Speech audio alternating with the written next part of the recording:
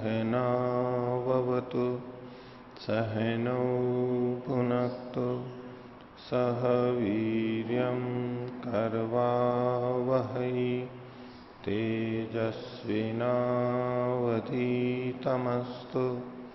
मा विद्विषावहै। ओम शांति शांति शांति।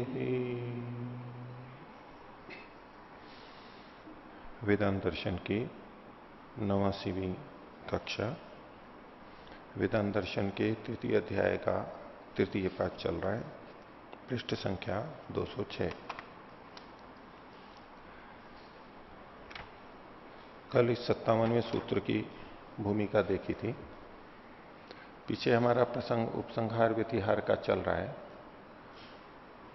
लेकिन एक विद्या, एक उपासना, वैश्वानर की उपासना, वहां पर उपसंहार नहीं करना चाहिए, अंगोपासनाओं को नहीं लाना चाहिए, ये कथन किया गया। वो क्यों किया गया उसको यहां पर आगे वर्णन कर रहे हैं कि अंगोपासना स्वीकार्य है, ठीक है, लेकिन वैश्वानर उपासना में, जो उसकी संपूर्ण वैश्वानर उपासना है, उसमें अंगोपासना नहीं करनी चाहिए, उसको साथ में नहीं जोड़ना चाहिए। तो सूत्र देखिए 57वां।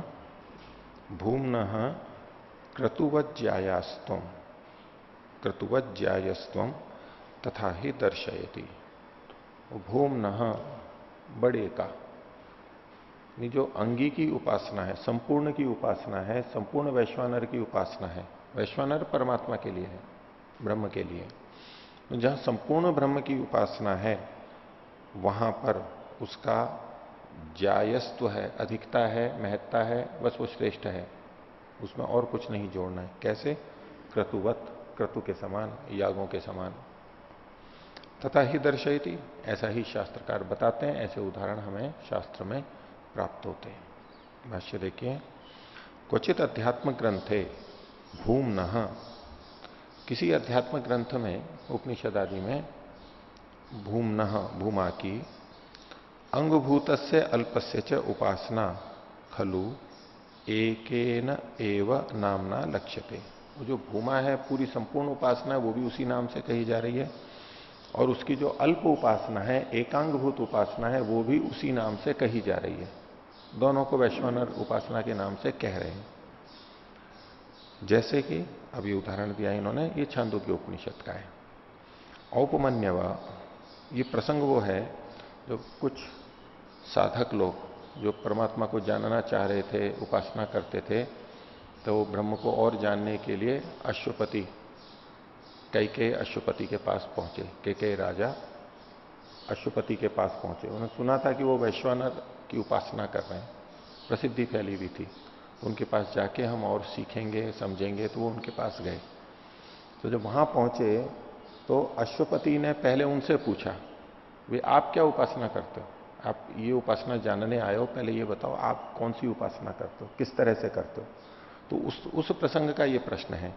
तो अश्वपति औपमन्यवा उससे पूछ रहा है, कम त्वम आत्मानम उपास्यति, तुम किस आत्मा की उपासना करते हो? अब ऐसे तो आत्मा एक ही है, वही परमात्मा है, लेकिन फिर भी पूछा जा रहा है तुम किस आत्मा की उपासना कर रहे हो? अब किस आत्मा की उपासना का मतलब है तुम आत्मा के किस स्वरूप की उपासना कर रहे हो?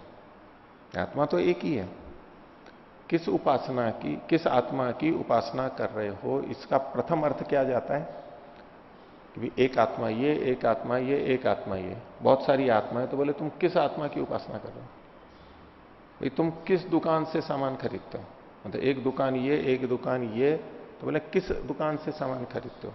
किस गाय का दूध पीते हो? किस घर में रहते हो? बोले किस आत्मा की उपासना करते हो? जैसे बहुत सारी आत्माएं हों और फिर उसमें से किसी एक आत्मा की उपासना की बात कही जा रही हो। प्रथम दृष्टया यही अर्थ लगेगा, लेकिन चूंकि हमें पता है परमात्मा एक ही है, तब इस वाक्य का अर्थ भिन्न ढंग से निकलेगा कि परमात्मा के किस स्वरूप की उपासना कर रहे हो? है एक ही, लेकिन उसके भिन्न भिन्न स्वरूप हैं, भिन्न भिन्न गुण धर्म हैं, उनमें से किस धर्म की आप उपासना करते हो? ये हम अर्थ यहां पर ले लेंगे। तो औपमन्य व कम तम आत्मानम उपास्य थी। तो वो बोला दिवम एव भगवो राजन इति होवाच, हे राजन, हे भगवान राजन, मैं तो इस दिन को ही आत्मा के रूप में उपासना करता हूं। ये जो दिन है इसी को ही परमात्मा की उपासना की तरह देखता हूं। इस दिन से ही इतना आश्चर्यचकित है वो। मैं देखो कैसा दिन, कैसे प्रकाश हो रहा है, कैसे दिन के उगने पे ये सारी चीजें चलने लगती हैं, पक्षी चहचहाने लगते हैं, प्राणी गति करने लगते हैं, पेड़ पौधे बढ़ने लगते हैं, सब सक्रिय हो जाते हैं। उसी को ही इतना भावित कर लिया है उसने, और उसमें परमात्मा को देख रहा है। ये परमात्मा के द्वारा ये सब चल रहा है। अब ये एक अंश है दिन दिन का, बाकी चीजें नहीं ले रहा है वो। ये भी ठीक है अपनी जगह पे भाई, ये भी वैश्वानर की उपासना है। तो दिवम एव भगवो राजनीति होवाच, एश वै सुतेजा आत्मा वैश्वानरो यम त्वम आत्मानम उपास्य। तो जब न फिर इसने अश्वपति ने उत्तर दिया कि तुम जिसकी ये उपासना कर रहे हो ये तो सुतेजा आत्मा नाम का वैश्वानर है, जिसकी तुम उपासना कर रहे हो। सुतेजा आत्मा वैश्वानर, तो वैश्वानर शब्द तो यहां पर भी आया है, लेकिन उसके एक भाग की है, सुतेज नाम की है। उसी एक आत्मा की उपासना करो, एक भाग की करो। सुतेज है, इसमें अच्छा तेज है, अच्छा प्रकाश है, दिन का समय है। ये छांदोग्य का 5:12-1 इति अंगभूतस्य अल्पस्य वैश्वानरस्य उपासना। तो ये भी वैश्वानर की उपासना है, लेकिन अंगभूत है, उसके केवल एक भाग की उपासना है। अब आगे तस्य हवा ए तस्य आत्मनो, ये जो आत्मा है उसका, कौन सी, वैश्वानर से, इस वैश्वानर की। अब ये अश्वपति अपनी बोल रहा है कि मैं किस किस तरह से कर रहा हूं, संपूर्ण की, जिसको यहां पर सूत्र में भूमनः कहा गया, जिसका ज्यायस्व कहा गया, उस संपूर्ण की उपासना। अब ये तो एक पहले पूछा था अशुपति ने, ऐसे सबसे पूछा तुम किसकी करते हो, तुम किसकी करते हो, तुम किसकी करते हो। तो सब अलग अलग अंशों में, अंगों में उपासना कर रहे थे। उन सब की सुनने के बाद में अशुपति अब अपनी बात को बोल रहे हैं। उन्होंने फिर पूछा आप कैसे कर रहे हो, ये संपूर्ण की है। तो तस्य है वह एतस्य आत्मा ने, इसी आत्मा के, इसी वैश्वानर आत्मा के मूर्धैव सुतेजा, ये तुम सुतेज की व्याख्या कर रहे हो, उपासना करो, जो एक जना औपन्यव के लिए कहा वो कर रहा है, वो कैसा है, सुतेजा नाम की कर रहे हो। वो ऐसा है जैसे उस ब्रह्म की मूर्धा हो, केवल मूर्धा, सिर का भाग, ऊपर का भाग, केवल इतने की उपासना कर रहे हो, बाकी का तो नहीं कर रहे हो तुम। ये एक अंग की उपासना हुई। चक्षुर विश्वरूप, दूसरे व्यक्ति से पूछा था तो उसने कहा था वो विश्वरूप कर रहा था, वो भी एक भाग की कर रहा था। बोले तुम जो कर रहे हो वो चक्षु के, केवल नेत्रों की उपासना कर रहे हो उसकी, बाकी शरीर की नहीं, एक भाग की कर रहे हो, एक अंग है। ये जो सारे हैं ये अंग के रूप में, एक भाग के रूप में प्रतीक है। प्राण पृथक वर्तमा आत्मा, ये जो उसका पृथक वर्तमा आत्मा है, इसकी वायु की अलग अलग रास्ते हैं जिसके, ऐसे स्वरूप वाली जो वायु है उसको, वो परमात्मा का प्राण है। तो तुम प्राण रूप परमात्मा की उपासना कर रहे हो, वो भी एक ही भाग है। संदेहो बहुलो, तो जो आकाश की उपासना कर रहा है वो आकाश ऐसे जैसे परमात्मा का धड़ हो, संदेह मतलब धड़ हो, बीच का भाग हो, वो भी एक ही भाग है, पूरा नहीं है। वस्ती रे व रुचि रही ही, और जो तुम इस जल की उपासना कर रहे हो वो ऐसा है जैसे उस परमात्मा की बस्ती है। बस्ती मतलब मूत्राशय, जिसमें मूत्र इकट्ठा होता है, वो जल है। तो जो जल की उपासना करता है, जैसे हमारे शरीर में वहां जल इकट्ठा होता है, जैसे संसार में जल है, वो जैसे परमात्मा के मूत्राशय में इकट्ठा हो, एक समानता है। ये भी एक भाग की हुई। पृथ्वी एवं पादव, और जो इस पृथ्वी की कर रहा है, केवल पृथ्वी की कर रहा है, उस रूप में भी उपासना है। उसी वैश्वानर की उपासना है, वो ऐसी है जैसे कि उस परमात्मा के पैरों की उपासना की जा रही हो, केवल पैरों की, बाकी सब अंग छूट गए हैं। तो सबको कहा ये एक एक एक एक भाग है, ये सब चीजें मिलकर के पूरा शरीर परमात्मा का बनता है। इति अंगिनो महद्भूत से वैश्वानर से उपासना, ये अंगी की यानी बड़े वैश्वानर की उपासना, ये संपूर्ण उपासना है जो अश्वपति कर रहे थे। तत्र उभयत्र अंगिनो भूमनो वैश्वानर से ज्यायस्वम बलवत्वम उपासनायाम प्रमाणत्व विज्ञेयम क्रतुवत। तो यहां पर दोनों ही जगह पे अंगी बड़े इस वैश्वानर के ज्यायस्व को यानी बड़प्पन को, उपासना के में प्रमाणत्व को जानना चाहिए क्रतु के समान। इसकी मुख्यता है, जो इसको कर रहा है संपूर्ण रूप से परमात्मा के सब अंगों को लेके, उसकी महत्ता वहां पर समझनी चाहिए। उदाहरण दिया क्रतुवत, क्रतु यानी यज्ञों के समान, यागों के समान। उसके लिए इन्होंने खोल दिया यथा ही दर्श पौर्णमासादिशु क्रतुषु, दर्श पौर्णमास, दर्श और पौर्णमास, अमावस्या और पूर्णिमा को जो होता है, अलग एक नाम विशेष है यागों के, उनमें सांग प्रधान प्रयोगो ही अनुष्ठीयते, अंग और प्रधान दोनों का प्रयोग वहां पर अनुष्ठान किया जाता है। यानी प्रधान भी और उसके अंग रूप जो छोटे छोटे कर्म होते हैं वो भी, अंग और प्रधान दोनों का अनुष्ठान किया जाता है। न तो पृथक पृथक अंग प्रयोग है, वहां कोई एक एक अंग का प्रयोग करने लगे कि चलो ये थोड़ा सा मैं कर लेता हूं, थोड़ा सा मैं लेता हूं, ऐसे अलग अलग नहीं होता है, होता है तो संपूर्ण होता है। इन कुछ गुणों की दृष्टि से यज्ञ में बहुत सारी क्रियाएं हैं और कोई केवल छोटी सी क्रिया को कर ले, भी चलो मैं केवल जल सिंचन कर लेता हूं, तो के लिए मैं केवल 5 घृत की आहुतियां दे देता हूं, इस तरह से थोड़ा थोड़ा सा मैं केवल समिधा दान कर देता हूं, 3 आहुतियां दे देता हूं, ऐसे कोई करेगा तो ये तो अंग उपासना है। तो दर्श और पूर्ण मास में ऐसे अंग अंग की उपासना नहीं होती है, पूरे की होती है, अंग और प्रधान की सारी मिला करके ये पूरे अंगी की उपासना है। ऐसे ही परमात्मा की भी होगी, वो पूरे की उपासना होगी। तो जैसे दर्शपूर्ण मास में अंग प्रधान का प्रयोग अनुष्ठान किया जाता है, न तो पृथक पृथक अंग प्रयोग है, तद्वत अत्रापि भूमनो अंगिनो वैश्वानरस्य एवं उपासना कार्य न अंग भूता नाम। ये छोटे छोटे टुकड़ों की परमात्मा की उपासना यहां नहीं करनी चाहिए, पूरे की ही करनी चाहिए। ये अशुपति का निर्णय है, वहां पर उपदेश है। कैसे? तथा ही दर्शयति, शास्त्र इसी बात को संकेतित कर रहा है। तदित्तम भूमनो अंगिनो वैश्वानरस्य जायस्त्वम प्रबलत्वम श्रुतिर दर्शयति। ये जो भूमा है, अंगी वैश्वानर है, उसकी प्रबलता महत्ता को श्रुति बताती है। ये छांदोग्य का ही वो प्रसंग है, उसमें ये लिखा, आत्मानम एवं वैश्वानरम संप्रति अध्येशी तमेव नो ब्रूहि। ये जो कुछ लोग गए थे अशुपति के पास में, उन्होंने सबसे पहले जाकर के पूछा उनको, उन्होंने कहा कि इस समय आप वैश्वानर आत्मा की उपासना कर रहे हैं, उसकी साधना कर रहे हैं, आप तो हमें वही बताइए जिसकी आप साधना कर रहे हैं, व्यवहार में कर रहे हैं, बस आप तो हमको वही बताइए। अभी प्राचीन शालादयो अंगभूते वैश्वानरोपासने संतोषम अलभमाना ते अश्वपतिम गत्वा अपृच्छन। ये कथा को इन्होंने कहा कि प्राचीन शाल आदि जो वहां ऋषि थे, दूसरे साधक थे, उन्होंने जो कि अंगभूत वैश्वानर उपासना में संतोष को न प्राप्त करते हुए, वो अंगभूत कर रहे थे तो उसमें उनको संतुष्टि नहीं हो रही थी, तो संतोष को न प्राप्त होते हुए वे अश्वपति के पास जाकर के बोले, उन्होंने उससे पूछा। तो प्रत्युवाच अश्वपति, अश्वपति ने उत्तर दिया वहां पर कि सुतेजा आत्मा वैश्वानरो यम तुम आत्मानम उपास्य। जो ऊपर पूछा था आप कौन सी करते हो, तो बोले दिन को ही करता हूं, तो बोले सुतेजा की उपासना कर रहे हो आप तो केवल। तो उसको उद्धृत करते हुए कहा, सुतेजा आत्मा वैश्वानरो यम तुम आत्मानम उपास्य मूर्धा तु ऐसा आत्मना इति होवाच। ये तो उस परमात्मा की मूर्धा मात्र है, सिर मात्र है। और फिर आगे कहा, मूर्धाते व्यपतिष्यत यन माम न आगमिष्य। अगर तुम मेरे पास नहीं आते तो तुम्हारा सिर गिर जाता, तुम्हारा यश गिर जाता, क्योंकि तुम एक अंग की उपासना कर रहे थे और तुम सोचते कि मैंने बहुत कुछ कर लिया है, लेकिन तुम चल नहीं पाते, तुम्हारा यश गिर जाता, तुम असफल हो जाते इसमें अगर मेरे पास नहीं आते। अब मेरे पास आ गए हो तो मैं तो पूरे अंगी की उपासना आपको बता रहा हूं, ये बता रहा हूं कि ये तुम एक ही भाग की कर रहे हो। देखो उसी तरह से जैसे एक हाथी को कुछ प्रज्ञा चक्षु देखते हैं अलग अलग, तो वो उपासना एक एक अंग की उपासना है, वो संपूर्ण हाथी का बोध नहीं होता है उनको, वो अलग अलग ही कहेंगे कि हाथी ऐसा है।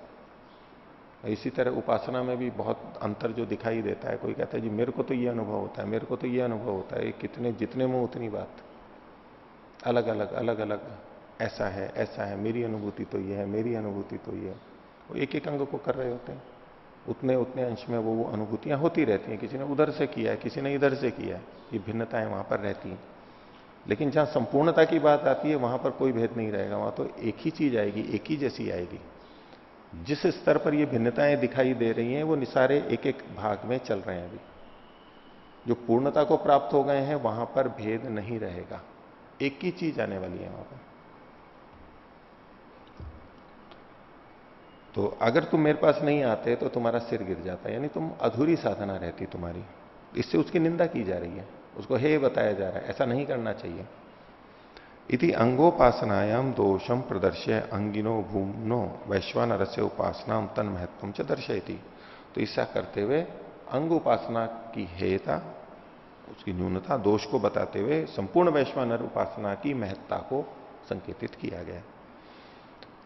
और ऐसे करने पे क्या होता है? स सर्वेषु लोकेषु सर्वेषु भूतेषु सर्वेषु आत्मसु अन्नमत्ति।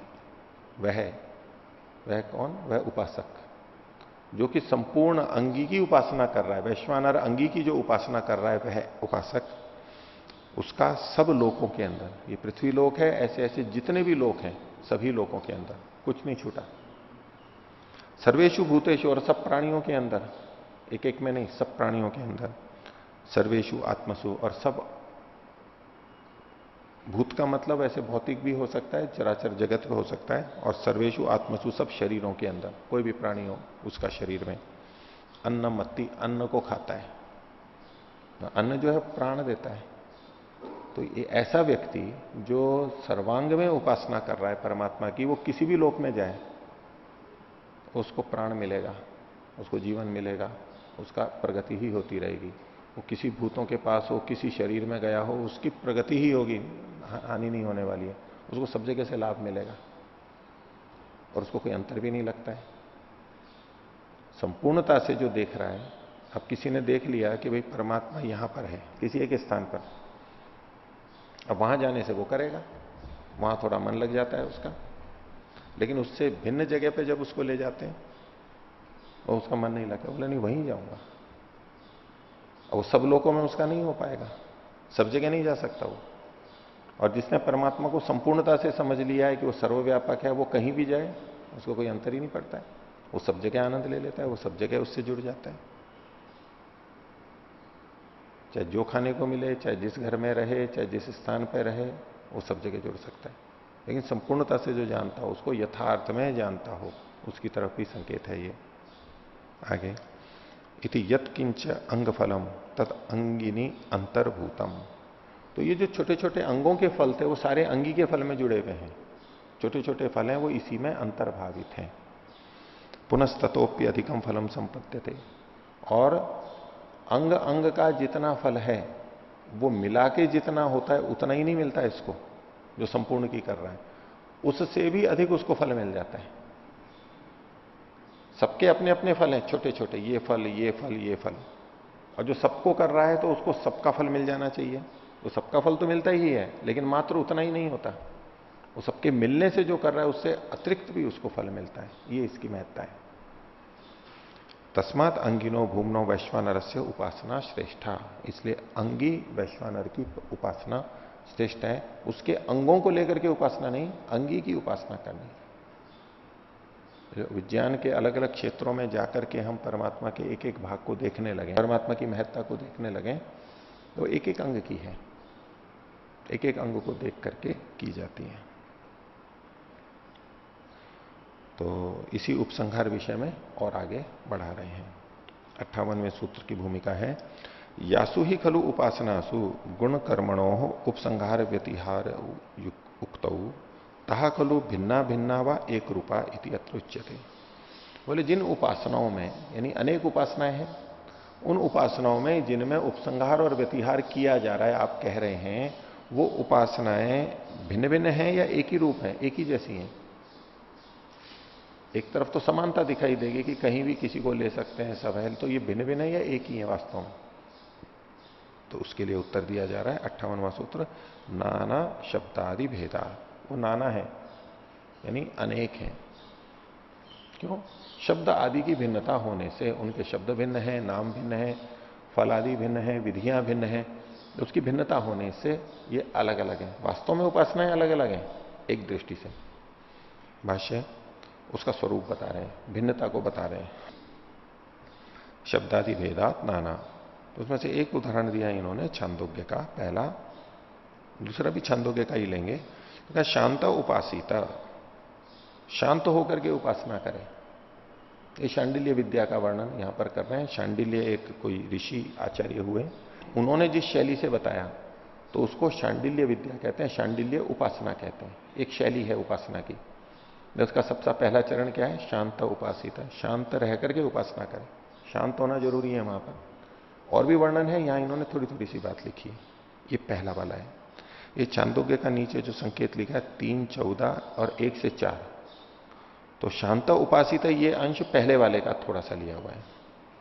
और कि वो परमात्मा कैसा है, तो मनोमय, प्राण शरीरो, भारूप, ये 3 शब्द ले लिए, ये दूसरे वाले में से लिए।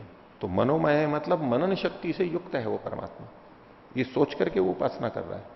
उसके गुण का वर्णन कि परमात्मा मननशील है, सोच करके करता है, सोच समझ के करता है, ऐसे ही नहीं कुछ भी कर देता है, बहुत मननशील है वो। मनोमय, प्राण शरीर, और वो उत्कृष्ट चैतन्य से युक्त है। चैतन्य तो हमारे अंदर भी है, चेतनता है, जानते हैं, लेकिन उसकी चेतनता बहुत अधिक है, उत्कृष्ट चैतन्य से युक्त है वो। यही उसका शरीर है, स्थूल शरीर नहीं है, लेकिन चेतन रूप जो उत्कृष्ट चेतनता है यही उसका शरीर है। जैसे ऐसा वो परमात्मा ये भान रख करके उपासना कर रहा है।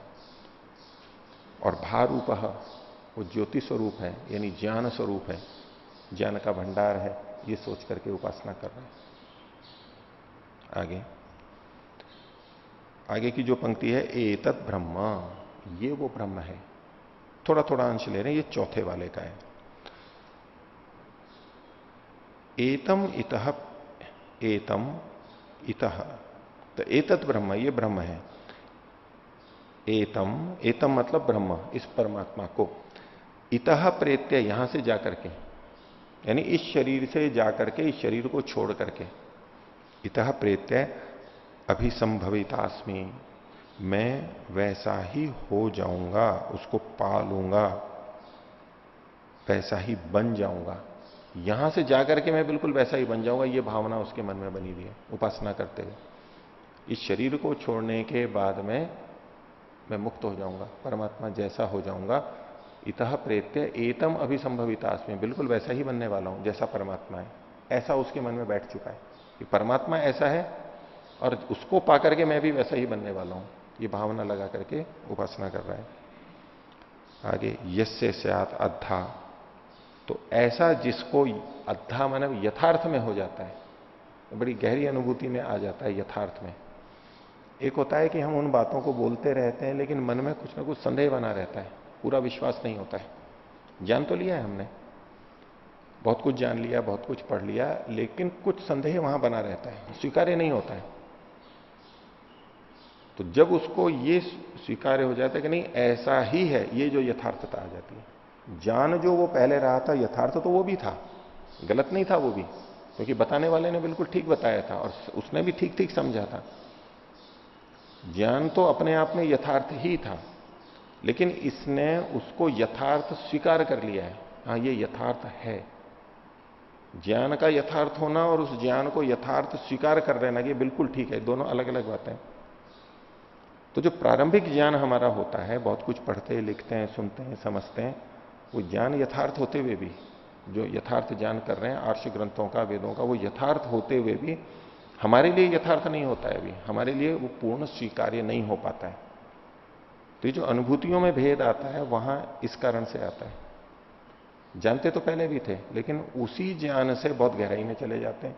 वो उसका यही होता है कि हम उसको स्वीकार करने लग जाते हैं, और जब उसको स्वीकार करने लग जाते हैं तो हमें ऐसे लगता है जैसे कि हम इसको प्रत्यक्ष कर रहे हैं, बिल्कुल हमारे को दिखाई दे रहा है। वास्तव में अनुभूति तो अब हुई, वैसा प्रत्यक्ष नहीं है वो, साक्षात्कार तो बाद में होगा, लेकिन ज्ञान के स्तर पर जब हम उस परमात्मा को पूरी तरह स्वीकार कर लेते हैं, अंदर से स्वीकार कर लेते हैं, कोई संदेह नहीं रहता है, अब वही ज्ञान एक अलग स्थिति में पहुंच जाता है और हमें लगने लगता है तो बिल्कुल प्रत्यक्ष कर रहा हूं मैं।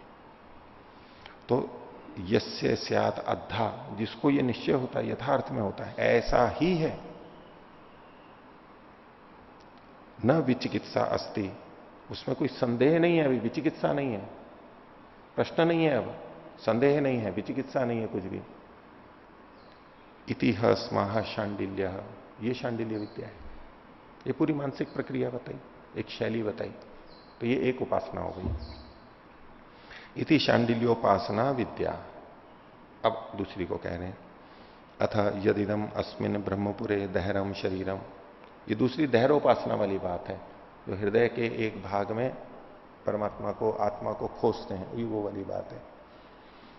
तो अथ यद इदम अस्मिन ब्रह्मपुरे, इस ब्रह्मपुर में, ब्रह्मपुर मतलब इस शरीर के अंदर, ये ब्रह्म का निवास है, ब्रह्म इसमें रहता है, एक अलग अनुभूति होती है। एक तरफ हम मानते हैं कि परमात्मा सर्वव्यापक है और स्वीकार भी कर रहे हैं, ये भी कह देते हैं कि हमारे अंदर है, हमारे शरीर के अंदर है, हमारे मन में, हमारी आत्मा में है। तो जब परमात्मा यहां पर है तो ये शरीर ब्रह्मपुर बना हुआ है। ब्रह्मपुर तो जिसमें ब्रह्म रहता हो, जैसे कि राजगृह होता है, राजा जिसमें रहता हो तो वो तो बहुत विशेष हो गया। ये राष्ट्रपति रहता है इसमें, प्रधानमंत्री रहता है इसमें, वो घर बहुत विशिष्ट हो जाता है। तो इस शरीर की विशिष्टता उस रूप में हम अनुभव नहीं कर पाते। ये तो पता है कि परमात्मा है अंदर, लेकिन इसके कारण ये शरीर बड़ा महत्वपूर्ण बन गया है, ये ब्रह्मपुर है, ये हम बोध नहीं कर पाते। तो सर्वव्यापक मानते हुए भी एक अलग भाव बना रहता है। तो ये कहना कि इस ब्रह्मपुर में, नाम ही ऐसा है, ये ब्रह्मपुर है, इसकी महत्ता को बताया जा रहा है शरीर की। तो अथ यदस्मिन इदम अस्मिन ब्रह्मपुरे धैर्यम पुंडरीकम वेश्म, एक छोटा सा कमल के समान, पुंडरीक कमल के समान वेश्म है, घर है, छोटा सा कमल के समान घर है। तो एक तो बाहर की व्याख्या होती है कि भाई ऐसा कोई छोटी जगह है और कमल जैसी रचना है, तो इस हृदय को हम ले लेते हैं, वहां पर वो घर है, कोठड़ी जैसा है। वेश्म क्या घर है, कोठड़ी तो है वो, उसमें 4 कमरे हैं, 4 खाने होते हैं ना हृदय के, तो उस तरह से कोई कोठड़ी है, वेश्म है, घर है कोई। आगे कहा धैर्यो अस्मिन अंतराकाश, ये जो छोटा सा हृदय स्थान था, वेश्म था, इसमें भी एक छोटा सा अंतराकाश है, अंदर एक और थोड़ा सा खाली जगह है। ये भी एक घर था, लेकिन इसके अंदर एक और छोटा सा घर और है, खाली स्थान है, आकाश है। धैर्यो अस्मिन अंतराकाश, तस्मिन यद अंतः, उस खाली स्थान में जो है, उस अंतरिक्ष में, उस खाली स्थान में, इस हृदय रूपी वेश्म के अंदर जो खाली स्थान है और उसके अंदर जो बैठा हुआ है, अस्मिन अंतर आकाश तस्मिन यद अंतः तद अन्वेष्टव्यम, उसकी खोजने की बात है, उसको खोजना चाहिए। तो एक दृष्टि से तो हम वैसे खोजते हैं, यहां हृदय प्रदेश पे ध्यान लगाते हैं, यहां लगाते हैं, इसके पास में लगाते हैं, और हृदय की रचना आ जाती है कि हाँ यहां कोई खाली स्थान है, वहां देखेंगे इसको। वो खाली स्थान पहले तो ढूंढना पड़ेगा कहां है वो, फिर उसमें मन को लगाएंगे कि हाँ इस जगह पे, भौतिक रूप से उस जगह पे देखने लग जाते हैं। शरीर की जो स्थान है, पूर्व पश्चिम दिशा स्थान की दृष्टि से वहां पर कहीं ना कहीं है, तो वहां भी अनुभूति होने लग जाती है। एक तो ये अर्थ हुआ। इसको दूसरे ढंग से भी ले सकते हैं कि ब्रह्मपुर तो चलो शरीर हो गया, इसमें एक छोटा सा पुंडरीक है। पुंडरीक कमल, एक तो आकार ले लिया हमने कमल के जैसा, उसकी कली जैसा आकार या खिला हुआ, लेकिन कमल पवित्रता का द्योतक है, शुद्धता का द्योतक है, निर्लिप्तता का द्योतक है, शुभ का द्योतक है। तो एक छोटा सा अंदर स्थान है, घर है, जो कि अच्छी भावनाओं से जुड़ा हुआ है, और हृदय हमारी भावना का प्रतीक होता है। अब प्राचीन काल से यही चला आ रहा है, अब यहां भावनाएं होती है नहीं होती है तो क्या पता है। अब आधुनिक दृष्टि से देखेंगे तो ये जो जितनी भावनाएं हैं, जिसको हम हृदय की बात कहते हैं, वो भी यही मस्तिष्क से ही तो होती है, लेकिन कहते हैं हम यहां पर है हृदय, और यही प्रतीक बना हुआ है कि सदियों से उस हृदय को भावनाओं का प्रतीक कहते हैं, मस्तिष्क को विचारों का प्रतीक कहने लग जाते हैं, ज्ञान का प्रतीक कहने लग जाते हैं। लेकिन वास्तव में तो ये दोनों चीजें मस्तिष्क में ही होती हैं, स्थूल इसी में यहीं पर ही होती हैं। तो हृदय यहां पर भावनाओं का प्रतीक हो गया, पवित्र भावनाओं का प्रतीक हो गया, जिसमें कि बुराइयां नहीं है, शुद्ध भावों का प्रतीक हो गया। उसके अंदर एक छोटा सा आकाश और है, अच्छी भावनाओं के बीच में। ये पुंडरीक को लेकर के उन्होंने बुरी भावनाओं को हटा दिया। भावनाएं तो बुरी भी होती हैं, उन बुरी भावनाओं के बीच में स्थान नहीं होता है जहां ये खोजा जाएगा, वहां तो कोई स्थान ही नहीं है, वहां ये मिल ही नहीं सकता है। लेकिन जो शुद्ध पवित्र भावनाएं हैं, उनके बीच में भी कोई ऐसा अंतरिक्ष है, अवकाश है। अब इसका क्या मतलब हुआ, जब हम हृदय की दृष्टि से देखते हैं, अवयव की दृष्टि से, तो उसमें भी कोई ऐसी जगह है जहां पर कि हृदय की मांस आदि ये सब चीजें नहीं है, तो जब हम भावनाओं के स्तर पे देखते हैं कि शुद्ध भावनाओं के बीच में भी एक ऐसा स्थान है जहां पर ये शुद्ध भावनाएं भी नहीं है, वो हटी भी हैं। वैसे सामान्यतः हम परमात्मा को, आत्मा को अच्छी भावनाओं के अंदर खोजते हैं, भावनाओं से ही चलते रहते हैं। वहां भी एक प्रतीति होती है, जैसे शांडिल्य विद्या के अंदर भी थी कि परमात्मा को श्रेष्ठ भावनाओं से युक्त हम खोजते रहते हैं, विचार करते रहते हैं। ये ऐसा है, ये ऐसा है, ये महान है। ये विचारों के अंदर खोज रहे हैं, अभी हम विचारों में कर रहे हैं। लेकिन इसके अंदर एक ऐसी जगह है जो कि अंतरिक्ष है, जहां ये भावनाएं भी नहीं है, जहां ये भावनाएं भी शांत हो जाती हैं। ऐसा वो छोटा सा स्थान, भावनाएं भी थोड़ी सी जगह में हैं, लेकिन जहां ये भावनाएं भी समाप्त हो जाती हैं, वो उसके अंदर, वहां पर देखना है। क्योंकि जब भावनाओं से युक्त हम देखते हैं आत्मा को, परमात्मा को, तो भावनाओं से युक्त होकर के देखते हैं। उन भावनाओं से युक्त होकर परमात्मा या आत्मा का सच्चा साक्षात्कार हो नहीं सकता है, क्योंकि वहां कुछ ना कुछ किसी चीज से जुड़ा हो रहेगा ही हमारा। अच्छे शुभ कर्म कर रहे हैं, भावना भी कर रहे हैं, तो किसी वस्तु से, कार्य से, व्यक्ति से जुड़ा हुआ बना ही रहेगा। अब ये साक्षात्कार आत्मा का या परमात्मा का तो तब होता है जब बाकी ये अच्छी भावनाएं भी जो अन्यों से जुड़ी हुई हैं वो हट जाएं। अच्छी भावनाएं हैं, दया परोपकार की भावना है, सेवा की भावना है, हित की भावना है, प्रेम की भावना है, ये सब भावनाएं अच्छी हैं। लेकिन आत्मा परमात्मा का साक्षात्कार इन अच्छी भावनाओं में भी नहीं हो सकता। जब तक इनमें है वो भी एक अटकाव है। तो ये जो पुंडरीक वेश में है अच्छी भावना है, उसके अंदर भी एक अंतरिक्ष है जहां की ये भावनाएं भी नहीं है। इन भावनाओं से भी अलग चला जाता है आदमी। उसमें, उसके अंदर जो है, अब वहां आत्मा का सही दर्शन होगा।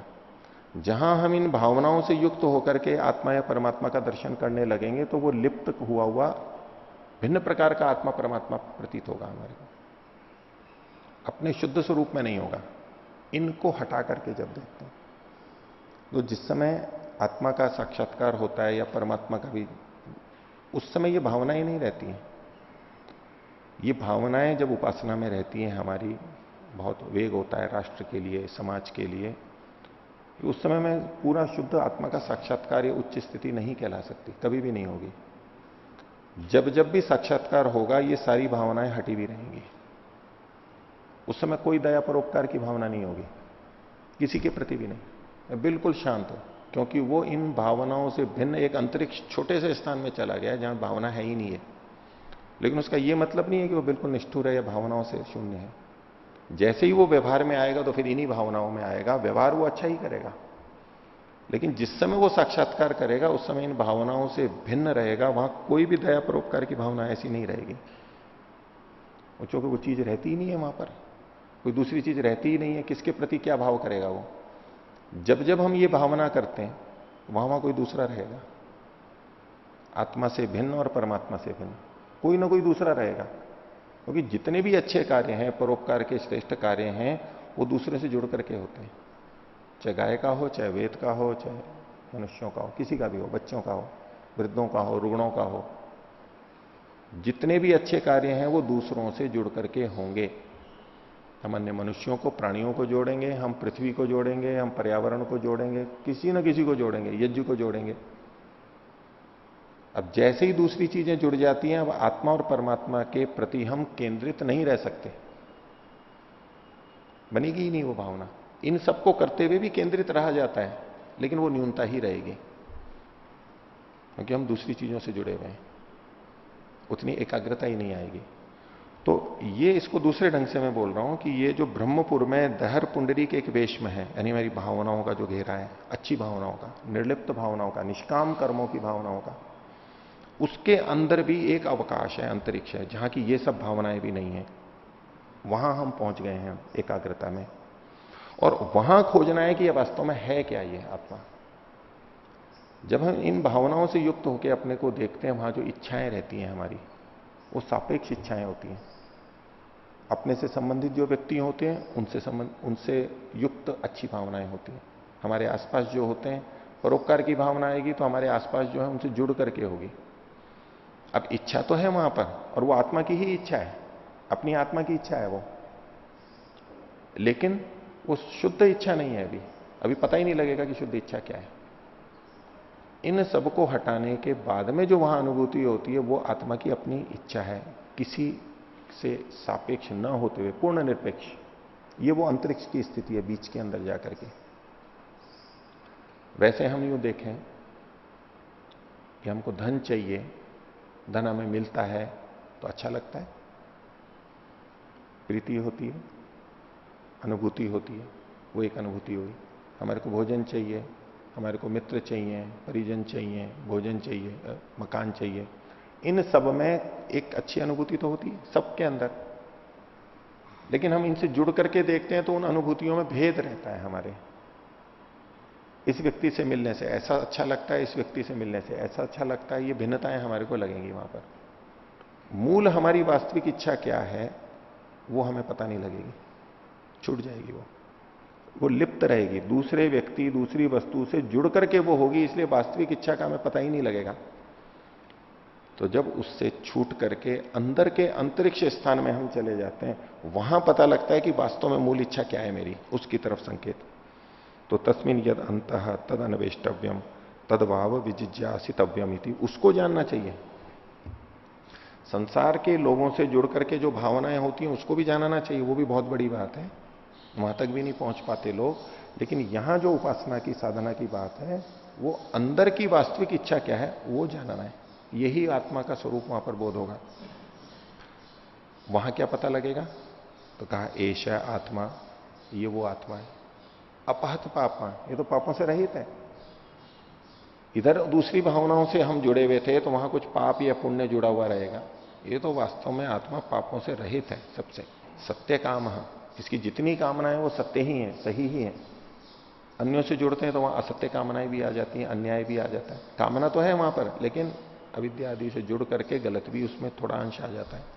तो ये तो सत्य कामना वाला है, वास्तव में इसकी कामना सत्य ही है और सत्य संकल्प है, इसके संकल्प भी सारे सत्य हैं, सच्चे हैं वास्तव में अंदर हर आत्मा के। और जो ऐसा कर लेता है उसका क्या होता है? तो अतः यह आत्मानम अनुविद्य व्रजंती, जो इस तरह आत्मा को जान करके जाते हैं, व्रजंती यहां से जाते हैं, शरीर को छोड़ते हैं, दूसरे लोक में जाते हैं, इस तरह का ज्ञान जिसको हो गया है कि वास्तव में मेरी इच्छा क्या है, आत्मा की इच्छा क्या है, निरपेक्ष रूप से, बिल्कुल तटस्थ रूप से, वो जो यहां से छोड़ के जाते हैं तो क्या होता है उनका एतांश। अच्छा एक और बात, एक तो आत्मा को जान लेते हैं और एतांश सत्यान कामान, और इन सब सत्य कामनाओं को जान लेते हैं कि मेरी वास्तविक सच्ची इच्छा क्या है। उसको जो जान लेते हैं तो क्या परिणाम होता है? तेषाम सर्वेषु लोकेषु कामचारो भवति, उनका सब लोकों में कामचार हो जाता है। कामचार का मतलब है कामना के अनुसार विचरण करना हो जाता है उनका। जहां जाओ कोई बाधा नहीं। अब जब हम किन्हीं व्यक्तियों से जुड़ जाते हैं, समाज के, परिवार के, और उनको लेकर के हमने अच्छी भावनाएं बना ली हैं, वो भी अच्छी बात है, सबकी वो भी नहीं होती है, लेकिन हमने जुड़ गए उससे। अब यदि उस व्यक्ति को या अपने परिवार को छोड़ करके हम दूसरी जगह जाते हैं तो दया, परोपकार, प्रेम की भावना हमारे में नहीं आती, छूट जाती है। जबकि ये भावनाएं हमारी अपनी ही थी लेकिन किसी से जुड़ करके हो गई थी। अब वो दूसरी जगह जा नहीं सकता है, वो सब जगह नहीं जा सकता। जो घर परिवार से जुड़ा हुआ है उसको वहीं प्रेम दिख रहा है, वहीं उसको अनुकूलता है, बाहर जा नहीं सकता, वो कामचार नहीं होगा उसका। लेकिन जिसने दूसरे ढंग से देख लिया है कि भाई ये काम तो, ये परोपकार, ये स्नेह प्रेम, ये तो मैं कहीं भी कर सकता हूं, यहां नहीं कर सकता परोपकार, दूसरी जगह कर लूंगा, तीसरी जगह कर लूंगा, तो उसका सब लोगों में कामचार हो जाता है, कहीं भी चले जाओ उसको कोई अंतर ही नहीं लगता है। ये उसकी स्थिति बनती है। तो ये तो मैंने एक स्थूल उदाहरण दिया। बाकी जो हमारी कामनाएं होती हैं अलग अलग वस्तुओं या व्यक्ति को लेकर के, और उसके कारण हम वहां अटक जाते हैं। होती कामना हमारी ही है, ऊंची कामना है, लेकिन अटक जाते हैं वहां पर। अब उससे पृथक हो जाता है जो ये देख लेता है, अब उसको कोई अंतर ही नहीं पड़ता। यहां रह रहा था तो इनका परोपकार कर रहा था, दूसरी जगह है तो दूसरी आत्मा है, वहां कर रहा हूं, क्या अंतर हो रहा है? कोई पुण्य तो यहां भी वैसा ही बन रहा था, वहां भी वैसा ही बन रहा था। यहां इससे प्रेम से बात कर रहा हूं, वहां दूसरे से प्रेम से बात कर रहा हूं, अंतर क्या है उसमें? उसकी अलग ही दृष्टि बन जाती है। तो ये इन्होंने कहा तेषाम सर्वेषु लोकेशु कामचारो भवति, उसको कोई बाधा ही नहीं होती, कहीं भी जाएगा, कहीं भी कुछ करेगा, जो व्यक्ति मिलेंगे उन्हीं के साथ में ठीक व्यवहार करेगा और वहीं संतुष्ट रह लेगा। उसको कोई ये खेद नहीं होता कि ये व्यक्ति बिछड़ गया, ये परिवार बिछड़ गया, ये व्यक्ति मर गया, उसको कोई अंतर नहीं आएगा। तो इति दहरोपासन विद्या, ये दहर उपासना की विद्या है, छोटी सी जगह की। वो छोटा क्यों कहा इसमें? क्योंकि भावनाओं से युक्त जो हम करते हैं वो भी छोटा होता है लेकिन फिर भी बड़ा होता है। इन सबको छोड़ करके बहुत थोड़ी सी जगह है जहां हम निर्लिप्त रूप से रह सकते हैं, नहीं तो कहीं भी इधर उधर होंगे कुछ ना कुछ लेप हमारा रहेगा। ये दो उपासनाएं बताई, एक शांडिल्य विद्या, शांडिल्य उपासना, एक दहर उपासना। इनको उद्धृत करके आगे कहते हैं इत्येव माध्या उपासना विद्या, ये जो इस प्रकार की उपासना विद्याएं हैं ये शब्दादि भेदात, शब्द आदि की भिन्नता से, शब्द आदि की भिन्नता से, शब्द कौन से? तो बोले उपासित विजिज्ञासते, उपासित एक शब्द आया पहले वाले में शांडिल्य उपासना में, और दहरोपासना में विजिज्ञासते ये आया, तो दोनों में अंतर है। पहले वाली उपासना में जो परमात्मा से जुड़ी हुई होती है वो उपासना शब्द वहां पर आता है, और जो अपने से संबंधित होती है, आत्मा से संबंधित, वहां पर उपासना नहीं कहलाती, वो जानना होता है, आत्मा का साक्षात्कार होता है। परमात्मा की उपासना की जाती है, आत्मा को जाना जाता है। वैसे परमात्मा को भी जानना कह सकते हैं हम, ये परमात्मा का साक्षात्कार होता है, जानना होता है, उपासना के बाद उसको भी जानते हैं, लेकिन फिर भी वहां उपासना है, हम उसके निकट जाना चाहते हैं। लेकिन आत्मा के साथ में जब जुड़ेंगे तो अब ये उपासना नहीं कहलाती है। हम बैठे हैं, ध्यान कह सकते हैं उसको, हम उसको जानने का प्रयास कर रहे हैं, एकाग्र बैठे हैं, आत्मा पे केंद्रित है। उपासना तो दूसरे की ही होगी, अपने से बड़े की ही होगी, और वो ब्रह्म की ही होगी। ये दो बातें कही यहां पर इन्होंने, उपासित विजिज्ञासते, तो इत्यादि शब्द भेदा, शब्द का भिन्नता हो गई, इसलिए भिन्न भिन्न उपासना है। और आदि शब्द जो कहा उससे क्या लेंगे? तो आदि कथने न तदर्थ भेद भेदाद अनुष्ठान भेदात फल भेदाच नाना भिन्ना भिन्ना एवं विज्ञेया। तो आदि से तद अर्थ भेदात, इनके अर्थ भी भिन्न भिन्न है। ये जो चीजें कही गई शब्द भेद है और शब्दों के अर्थ भी भिन्न है, एक बात। और अनुष्ठान भेदात, इनके अनुष्ठान की भी प्रक्रिया भिन्न भिन्न है, विधि भी भिन्न भिन्न है। और फल भेदाच, इनका फल भी भिन्न भिन्न है। इसलिए ये भिन्न भिन्न समझनी चाहिए। अब इसके अंदर हमारे मन में आएगा कि इन्होंने कहा फल की भिन्नता भी दे दी, तो अभी तक तो ये कह रहे थे कि फल तो एक ही है इनका, तो बाह्य रूप से, स्थूल रूप से भिन्नता रहेगी। तो इसके लिए अगला सूत्र इन्होंने बताया, 59वें सूत्र की भूमिका देखिए। संतुतरी भिन्न भिन्ना, ये ठीक है, चलो ये भिन्न भिन्न हो जाए। अथ आसाम भिन्नो भिन्नोपासना नाम अनुष्ठानम समुच्चय न कर्तव्यम विकल्पे न। अब इनका अनुष्ठान समुच्चय माने मिलकर के करना चाहिए या विकल्प से, चाहे तो ये करो चाहे ये करो। बहुत सारी उपासनाएं हैं। समुच्चय का मतलब क्या है कि हमें ये भी करनी है, हमें ये भी करनी है, हमें ये भी करनी है, ये भी करनी है, सब करनी है हमें, ये तो हो गया समुच्चय। एक है कि विकल्प, विकल्प का मतलब है इनमें से कोई सी भी कर लो, चाहे तो इसको कर लो चाहे तो इसको कर लो। जो अंतिम लक्ष्य की प्राप्ति है वो समुच्चय से होगी या विकल्प से भी हो जाएगी। अंतिम लक्ष्य की प्राप्ति के लिए सब उपासनाएं करनी जरूरी हैं, एक तो ये पक्ष है। एक है कि नहीं, सबकी आवश्यकता नहीं है, इनमें से किसी को एक को कर लो तो भी अंतिम लक्ष्य की प्राप्ति हो जाएगी। तो इन उपासनाओं में समुच्चय है या विकल्प है, उसके लिए कहा जा रहा है 59वां सूत्र है विकल्पो अविशिष्ट फलत्वात्। बोले इनमें विकल्प है, समुच्चय नहीं है, अनिवार्यता नहीं है कि सब कुछ करना है हमारे को, विकल्प है, आप किसी भी एक को ले लो। क्यों? अविशिष्ट फलत्वात्, इनका जो अंतिम फल है वो विशिष्ट नहीं है, भिन्न भिन्न नहीं है, समान ही है। वो अंतिम फल वही है कि परमात्मा के स्वरूप की प्राप्ति, परमात्मा के गुणों की प्राप्ति, उससे सादृश्य, मुक्ति की प्राप्ति, वो फल सबका एक ही है, इसलिए कोई सी भी कर लो आप। विकल्पो अविशिष्ट फलत्वात्। भाष्य देखिए, आसाम भिन्न भिन्न उपासना नाम अनुष्ठान विकल्पो विधेय। इन भिन्न भिन्न उपासनाओं में विकल्प का विधान करना चाहिए। विकल्पेन आसाम अनुष्ठानम कार्यम, विकल्प से इनका अनुष्ठान करना चाहिए। चिंता नहीं करनी चाहिए कि मैं एक ही कर रहा हूं, दूसरा कर रहा है, मेरे को वो भी करनी चाहिए, इस चक्कर में नहीं, एक ही जो कर रहे हैं उसी को ले लेना चाहिए। कस्याचित एकाया यथा रुचि, किसी एक का प्रयोग कर लेना चाहिए जैसी आपकी रुचि हो, यथा रुचि। इनमें से जो आपको पसंद आ रही हो किसी एक को ले लो और उसी को करते रहो। अब बिना रुचि के दूसरे का ले लेंगे, दूसरे ने कह दिया है कि ऐसा करो और हम उसके कहने से लेते रहेंगे, हमारी रुचि बन नहीं रही है तो नहीं कर पाएंगे। यथा रुचि कोई सा एक ले लो। कुतः, क्यों ऐसा? अविशिष्ट फलत्वात् समान फलत्वात्, इनका अविशिष्ट फल है, इसी को खोल दिया कि समान फल है। समानम ही फलम ब्रह्म साक्षात्कार तासाम तस्मात विकल्प, क्योंकि जो इनका फल समान है, ब्रह्म का साक्षात्कार होना, वो सबका समान है, इसलिए किसी को भी ले सकते हैं। अब इसके अंदर आ रहा है कि कुछ उपासनाएं ऐसी होती हैं जो विशेष कामनाओं को लेकर के की जाती हैं। एक तो अंतिम ब्रह्म साक्षात्कार की बात है, एक है छोटी छोटी कुछ कामनाओं को लेकर के की जाती हैं, उसमें अलग अलग फल होते हैं। वहां क्या करना चाहिए? क्या वहां भी विकल्प ही होगा या समुच्चय भी हो सकता है? उसका उत्तर दिया जा रहा है 60वें सूत्र में।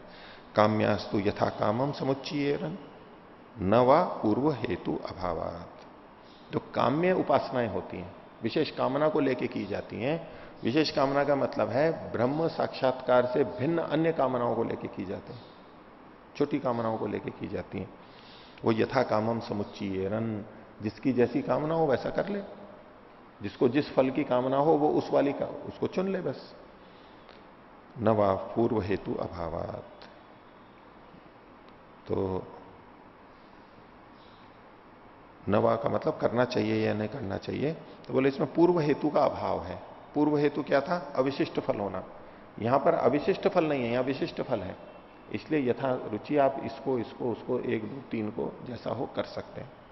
भाष्य देखिए, यह खलु काम्या लौकिक कामना फला उपासना, जो लौकिक कामनाओं के फल वाली उपासनाएं हैं, तासु उनमें यथेष्टम समुच्चयेरन नवा, इच्छा अनुसार उनको ले लें या ना लें, तो तासाम समुच्चय नवा पृथक पृथक व अनुष्ठानम कर तुम शक्य थे। आप इकट्ठा भी कर सकते हैं या अलग अलग भी कर सकते हैं। बहुत सी ध्यान पद्धतियां उपासनाएं होती हैं जिसमें लौकिक फल प्राप्त होते हैं, वो इससे शांति बहुत अधिक मिलती है, इससे सामंजस्य अधिक होता है, इससे प्रेम की भावना अधिक होती है, इसमें सहनशीलता अधिक है, इत्यादि इत्यादि कुछ विशेष कथन कर रहे हैं। तो हमारे को अगर वो चाहिए तो ठीक है, अनेकों का प्रयोग कर सकते हैं। कुतः, क्यों? पूर्व हेतु अभाव, पूर्व हेतु हो। पहले वाला हेतु क्या था? अविशिष्ट फल से ब्रह्मिक साक्षात्कार से अभाव, जो विशिष्ट फल है ब्रह्म के साक्षात्कार का, उसका अभाव है। ताहा काम्यास तथ्यथा, वो काम्य काम्य उपासनाएं हैं, और उसका एक उदाहरण दिया, जैसे कि ये जो छांदोग्य का वचन दे रहे हैं, सय एतद एवं वायुम दिशाम वत्सम वेद न पुत्र रोदम रोदिति। जो व्यक्ति इस वायु को जान लेता है, वायुम वेद, कैसी वायु? दिशाम वत्सम, जो दिशाओं का पुत्र है, दिशाओं की पुत्र है। भिन्न भिन्न दिशाओं में ही तो वायु बहती है, तो दिशाएं जैसे पिता हो गया और वायु उसका पुत्र हो गया। तो जो दिशाओं के पुत्र वायु को जान लेता है, केवल वायु को, तो न पुत्र रोदम रोदिति, वो बेटे के रोने को नहीं रोता। बेटे का रोना कब कब हो जाता है? बेटा है और मर गया तो भी रोने लगेगा, एक के बेटा है ही नहीं तो भी रोएगा, वो भी तो पुत्र का ही रोना हुआ उसका, कि पुत्र ही नहीं हो रहा है मेरे को। है जो चला गया, अथवा है तो बिगड़ गया, उसको पुत्रों का रोना नहीं होता है इसको। अब ये एक लौकिक फल हो गया ना, एक अंश में फल हो गया इस उपासना का। ये ब्रह्म साक्षात्कार वाला फल नहीं है, एक फल है कि पुत्र नहीं है तो भी रोएगा नहीं, पुत्र चला गया तो भी रोएगा नहीं, पुत्र बिगड़ गया तो भी नहीं रोएगा। ठीक है, एक अंश में इतने तो अच्छी बात हुई है, इतनी सहनशीलता आ गई है उसको, वो उनके बिना भी रह सकता है, उसको कमी नहीं खल रही है, अपने आप में इतना संतुष्ट तृप्त है कि दूसरे के बिना भी वो रह सकता है। आगे, सयो नाम ब्रह्म इति उपासते, जो नाम को ब्रह्म के नाम से जानता है। नाम का मतलब है यहां पर शास्त्रों का कथन, शब्दार्थ संबंध। ये उससे पहले का बात है जो नारद और सनत कुमार वाली कथा है, तो उसमें उन्होंने कहा था कि मैं ऋग्वेद को जानता हूं, यजुर्वेद को, सामवेद को, धनुर्वेद को और सारी विद्याओं को इकट्ठा कर दिया था। वो नाम था सारा। उसके बाद का ये वचन है कि जो इस नाम को जानता है, नाम को ही ब्रह्म मान करके उपासना करता है, ये शास्त्र पढ़ूंगा, वो शास्त्र पढ़ूंगा, ये वेद पढ़ूंगा, इसको पढ़ करके शब्दार्थ संबंध में रहना, और यही ब्रह्म की उपासना है, मेरी तो ब्रह्म की उपासना यही है, ऐसा मान करके जो चलता है, यावन नामो गतम तत्रास्य यथा कामाचारो भवति।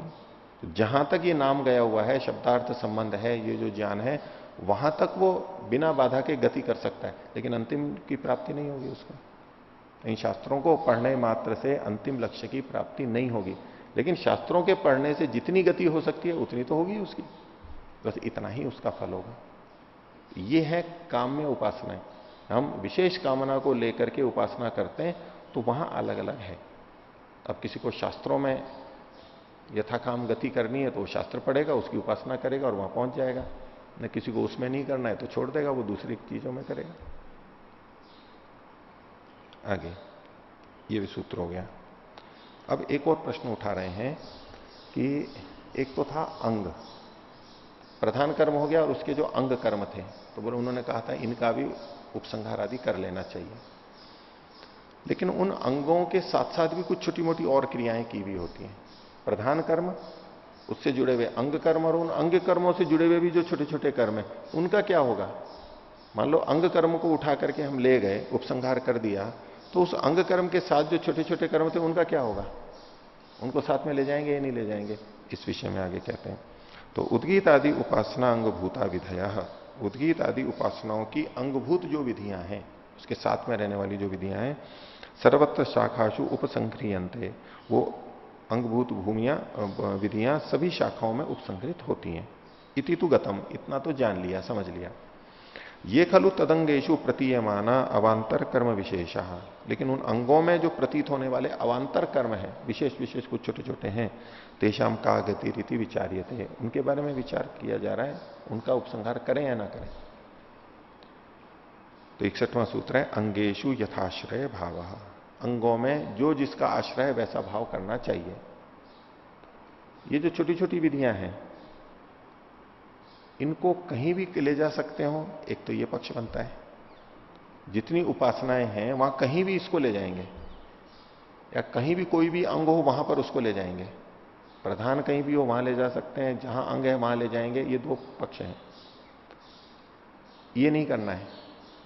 ये कह रहे हैं ये जो अंगभूत कर्म उपसंग्रहित होकर के जहां गया था, ये जो दूसरी और उपविधियां ये वहीं पर ही जाएंगी जिसके अंग है, ये और कहीं नहीं जाएंगी। वो यदि अंग कहीं जा रहा है, किसी विधि में जा रहा है, किसी उपासना में जा रहा है, तो उस अंग से जुड़ी हुई जो विधियां हैं वो वहीं पर ही जाएंगी। इन छोटी छोटी विधियों को निकाल करके कहीं अन्यत्र ले जाएं, ये नहीं करना है, वहां गड़बड़ हो जाएगी। उपविधियों को उसी विधि के साथ में रखना चाहिए जिसकी वो विधि है। तो वो विधि जहां पर जाएगी वहां वो भी चली जाएगी। अब मां जा जाएगी, बच्चा भी उसका जाएगा, गाय जाएगी, उसका बछड़ा बछिया भी उसके साथ ही जाएगी, दूसरी जगह नहीं। गाय को कहीं भी भेज सकते हैं, इस गौशाला में, इस घर में, इस परिवार में, उसका बच्चा कहां जाएगा, वहीं जाएगा, उसके साथ ही जाएगा। उसको भी कहीं दूसरी जगह नहीं भेज सकते, कम से कम जो दूध पीता हुआ बच्चा है जो उससे जुड़ा हुआ है, तो ऐसे ये वहीं जाएंगी। बच्चे देखिए, उद्गीत आदि उपासनांग भूतेषु विधिषु, उद्गीत आदि उपासनाओं की अंगभूत जो विधियां हैं ये प्रतीयमाना, जो प्रतीत होती हैं, अवांतर कर्म विशेष, भिन्न भिन्न जो उसके जो अन्य कर्म विशेष हैं, तेषाम यथाश्रय भाव स्यात्, वो जिस जिसके आश्रय हैं वो आश्रय जहां जहां जाएंगे वहां वहां वो भी चले जाएंगे। जैसे राजाओं के, रानियों के होते हैं, उनके नौकर चाकर साथ साथ में होते हैं, तो वो इधर उधर जाते हैं तो उनका जो आसपास के नौकर चाकर होते हैं वो साथ ही में जाते हैं। ऐसा नहीं कि बिल्कुल नए वहां पर होंगे। तो शादी ब्याह होते हैं तो उनके सब चीजें साथ ही जाती है, उनकी सेवक वगैरह सब वो के वही जाएंगे, वो उसी के ही जुड़े हुए हैं उससे। तो उनका यथाश्रय भाव से आती, यस्य यस्य ही अवांतर कर्म विशेषस्य यो यो आश्रयो विधि, जिस जिस अवांतर कर्म की जो जो आश्रय विधि है, जिस पे वो आश्रित है, जुड़ी हुई है, तद विध्यनुसारिणी तस्य गतिरिति विज्ञेयम, उन विधियों के अनुसार ही इनकी गति होती है, उसको वहीं पर पहुंचाया जाता है। तो आज का पाठ तो इतना ही रखते हैं। आपको कुछ पूछना है? ओम आचार्य जी, इसमें ये जो हम पाद पढ़ रहे हैं इसमें उपसंहार और व्यतिहार का प्रसंग आया है कि इन विधियों को यहाँ पर लाना चाहिए और अन्य विधियों को दूसरी जगह ले जाना चाहिए। तो इससे एक वो समझ नहीं बन रही है कि कौन सी उपासनाएं हैं और कौन सी विधि को कहाँ ले जाना चाहिए। हाँ। यहाँ पर ऐसे लग रहा है कि इसको उधर लेना चाहिए, इसको इधर लेना चाहिए, तो स्पष्ट नहीं हो रहा। यहां तो केवल इतना है कि ऐसे ऐसे कर लेना चाहिए, लेकिन वो कौन सी विधियां हैं, किसमें क्या जाएगा, क्योंकि ये तो मीमांसा का विषय है। ये जो एक सामान्य सिद्धांत बताया जा रहा है, लेकिन इसको समझने के लिए तो उपनिषदों को ही पढ़ना समझना होगा। जब वो सारी विधियां हमारे सामने रहेंगी, उनके लिए ये कुछ कथन किया जा रहा है कि ऐसे ऐसे कर सकते हैं। अब जैसे इन्होंने उदाहरण के रूप में आज के पाठ में बताया, नाना शब्द आदि भेदात में एक शांडिल्य विद्या, शांडिल्य उपासना और एक देहरोपासना, उदाहरण के लिए दो कह दिए इन्होंने। ऐसे ही और भी उपासनाएं हैं, बहुत सारी उपासनाएं हैं, उनमें इस स्तर का उधर जाएगा। और ये जब विशेष रूप से उपनिषदों का अध्ययन करते हैं गंभीर रूप से साधना के साथ में, और जो वो सारा विषय हमारे को उपस्थित होता है, तब पता लगता है कि अच्छा ये यहां जा सकता है, ये यहां जाएगा, ऐसा ऐसा किया जाता है। अब हमारे को वो चीजें सारी उपस्थित नहीं है, तो हम कह नहीं सकते कि कौन सा कहां पर जाएगा। एक सामान्य कथन कर दिया कि जो केंद्र सरकार के अधिकारी होते हैं या आईएएस अधिकारी होते हैं, वो इस राज्य से उस राज्य में या राज्य से केंद्र में जा सकते हैं, एक सामान्य कथन हो गया। लेकिन कौन कौन अधिकारी हैं, कौन कहां कहां जा सकता है, ये तो जब विशेष पता होगा सारा कि कितने विभाग हैं, कहां हैं, तो हम कह सकते हैं अच्छा ये यहां भी जा सकता है, ये यहां भी जा सकता है, इसकी जगह इसको लाया जा सकता है। तो पहले हमारे को सारा पता होना चाहिए। इसीलिए उपनिषद पढ़ने के बाद में वेदांत दर्शन की बात को किया जाता है, आधार रूप में वो है, उसकी समझ हमारे को हो तो थोड़ी बहुत समझ हमारे को रहती है, और विस्तार से जैसे जैसे मस्तिष्क में वो उपस्थित रहता है, उसके अनुसार ये चीजें लगने लगती हैं, घटने लगती हैं कि अच्छा यहां ये है। क्योंकि जब हम उसको करेंगे तब ये समस्याएं आएंगी, वो समस्याओं का समाधान ब्रह्म सूत्र से बहुत सी जगहों पे वहां पर होता है। तो आज का पाठ इतना ही रखते हैं। प्रणव।